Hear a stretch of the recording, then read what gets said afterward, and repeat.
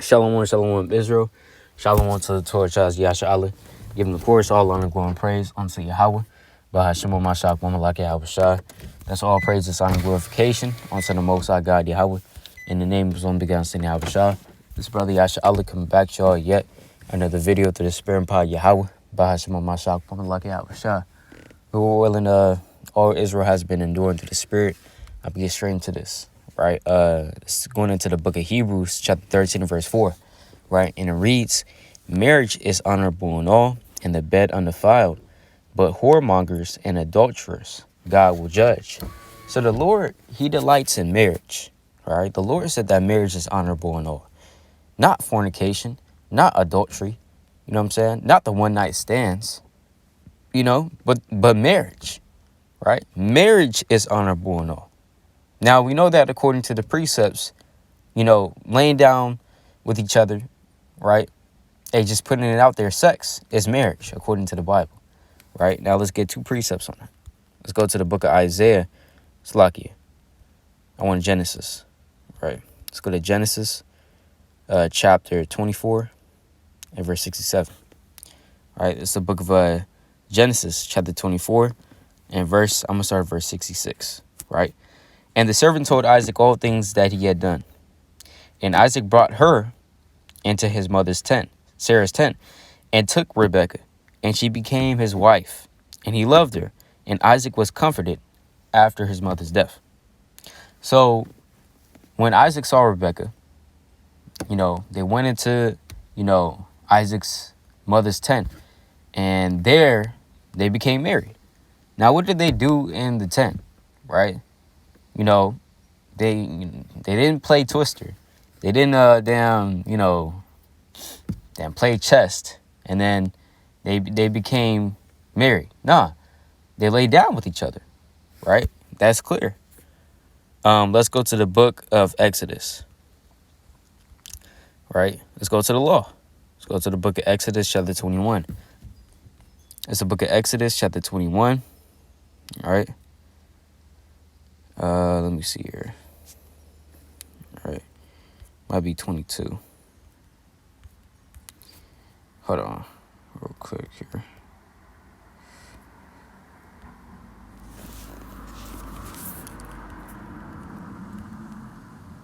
Oh, okay, 22 and 16. It's the book of Exodus, chapter 22, verse 16. All praises. It says, and if a man entice a maid that is not betrothed and lie with her, he shall surely endow her to be his wife. So if a man and a woman come together, they lay down with each other, that man shall surely endow her, right, to be his wife. So now they officially, right, because the marriage was already concealed. When you have sex with somebody, that's a concealing of marriage, right, according to the precepts, right? It's not just about a contract. It's not just about, writing things down, although you can have that, right, pursuant to the book of Tobit. But, laying down with each other, right, that is marriage according to the scriptures. Now, with that in mind, the Lord said that marriage is honorable in all, not fornication, right? Not, one night stands, like I said, through the Spirit, right? Not any of that, right? The Lord, He delights in marriage. Let's go to the book of 1 Corinthians, right? Let's go to 1 Corinthians chapter 7 and verse 1, right? It says, now concerning the things whereof you wrote unto me, it is good for a man not to touch a woman. So Paul, being a eunuch as he was, he didn't really deal with women in that manner, right? He chose not to, because he chose to live the life, of a eunuch, right? He chose to live a life of a eunuch so that he may have more time. Because when you skip down, right? Let's go to 1 Corinthians chapter 7 and verse number 34. Actually 32, right? So, but it says, but I would have you without carefulness, right? Actually, let me skip up, right? Let's go to verse 29. Hey, this whole thing is good. But I'm going to skip to the point, right? But this I say, brethren, the time is short. It remaineth that both they that have wives be as though they had none. How come Paul is saying that? He's saying that since the time is short, we don't have much time left upon this earth in terms of this kingdom ruling, right? We don't have much time left until Yahweh Shah comes back. So the time cometh in which what? They that have wives is going to be as though they had none. Because though certain brothers are married and they have they have a wife, hey, guess what? That doesn't mean that you still it's like, yeah, I'm gonna put it like this: you still have to be on fire, whether you don't have a wife or you do. The Lord still requires us to be on fire, right? So that's why it says that, verse 30. And they that weep as though they wept not, and they that rejoice as though they rejoice not, and they that buy as though they possess not, and they that use this world as not abusing it, for the fashion of this world passeth away. But I would have you without carefulness.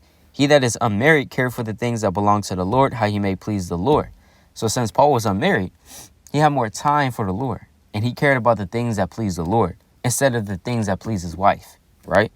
Verse 33. But he that is married care for the things that are of the world, how he may please his wife. So when you have a wife, and likewise, if a wife has a husband, right, or if a woman has a husband, then guess what? You're going to have less time for the Most High. That's going to be a given, because you have to spend time with your significant other. You can't just neglect them, right? So obviously, you're going to have less time to serve the Lord. Although there's pros to being married, there's also cons that come with it, right? So skipping up to this, that's why Paul said, now concerning the things whereof you were unto me, it is good for a man not to touch a woman. And Paul even said at one point in time in the same very chapter, he said that, for I would that all men were even as I myself, but every man hath his proper gift of God, one after this manner and another after that. So Paul is basically saying that, hey, if it was up to me, all the men would be on fire, man. And they wouldn't really be worrying about getting a wife, right? Because Paul was focused, right? Just like how Yahweh walked as a eunuch. He was focused, right? But let's go to verse 2. Nevertheless, to avoid fornication. So that's the main thing. We want to avoid fornication, right? We don't want to indulge ourselves in fornication, right? It says, let every man have his own wife, and let every woman have her own husband. And that is beautiful in the eyes of the Lord. Let's go to Sirach, chapter 25. It's the book of Sirach, chapter 25, and verse number 1. It says, in 3 things I was beautified, instead of beautiful before, both before God and men. The unity of brethren, the love of neighbors, and a man and a wife that agree together. So the Lord, he loves those things, right? What's the 3 things? It says the unity of brethren. That's Psalm chapter 133 and verse 1. Behold, how beautiful is it that brethren dwell in unity. Roughly paraphrasing. The Lord, he loves that. It says what? The unity of brethren, the love of neighbors. Israelites loving each other as they love themselves. That's beautiful in the eyes of the Lord. Finally, it says a man and a wife that agree together. So a man and a wife coming together and they agree one and they love each other. That's beautiful in the eyes of the Lord. Now, the Lord didn't say, and a man and a woman that come together just for one night and then depart from each other. You know what I'm saying? When the morning arises. No, that's not what the Lord said. The Lord didn't say that a man and a woman that comes together and, freaks off, for days upon end and then departs from each other. The Lord didn't say that he delighted that either. The Lord delights in a man and a wife agreeing together, coming together, right, and one under the Lord. Marriage is honorable above all, right? So going back to that, Hebrews.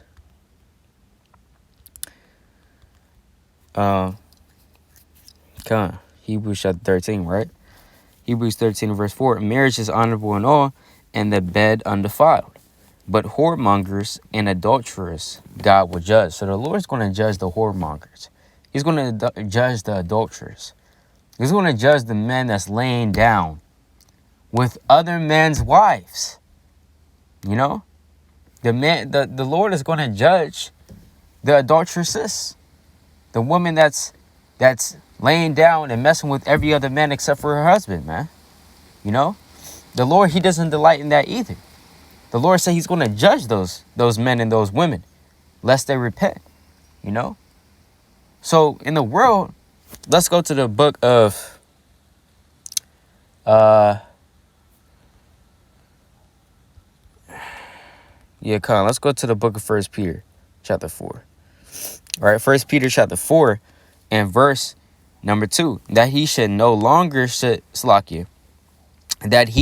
should live the rest of his time in the flesh to the lust of men, but to the will of God.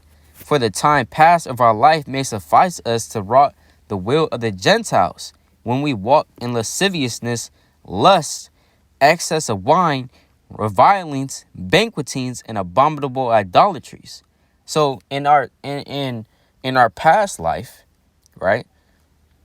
Meaning the life that we used to live in the world, and we were indulging in our flesh. We were indulging in fornication, right? Might have been indulging in adultery, you know? Listening to songs about adultery, listening to songs about fornication, you know? And committing such acts. You might have been doing that in the world. But that was in that past.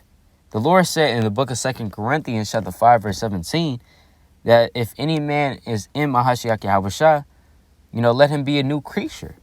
Old things are passed away. Behold, all things have become new, right? Roughly paraphrasing. So the Lord, we have to put away fornication, because marriage, the Lord's dealing with marriage now, right? The Lord, you know what I'm saying? And we're dealing with marriage, a man and a wife coming together, right? And that's beautiful in the eyes of the Lord, right? I'm going to get this last precept. I'm going to close out. Didn't want to make this too long. Right, let's go to the book of Mark, chapter 10 and verse 5. And Yahushua answered and said unto them, for the hardness of your heart he wrote you this precept. But from the beginning of the creation God made them male and female. For this cause shall a man leave his father and mother and cleave to his wife, and they twain shall be one flesh. So then they that are no more twain, so then they are no more twain, but one flesh. What therefore God hath joined together, let not man put asunder. So the Lord said that the Lord, he created male and female from the beginning, that they should come together and be one flesh. Not a man and a man, not a female and a female, or a damn tranny or a queer LGBT. Where's LGBTQ in the Bible, bruh? It's not there, you know? The Lord said male and female. That's what he created. Those are the only two genders that ever shall be and ever will be, man. Right? But he said a male and a female coming together, right? And agreeing on one accord, right? Having the same mind, right? And loving one another. Marriage is honorable above all, right? But with that, all praises to Yahweh Ba'asham of Mashak, Mamalaki Habashah. Lord willing, this is edifying, brother Yasharala. Shalom, the water for tuning in.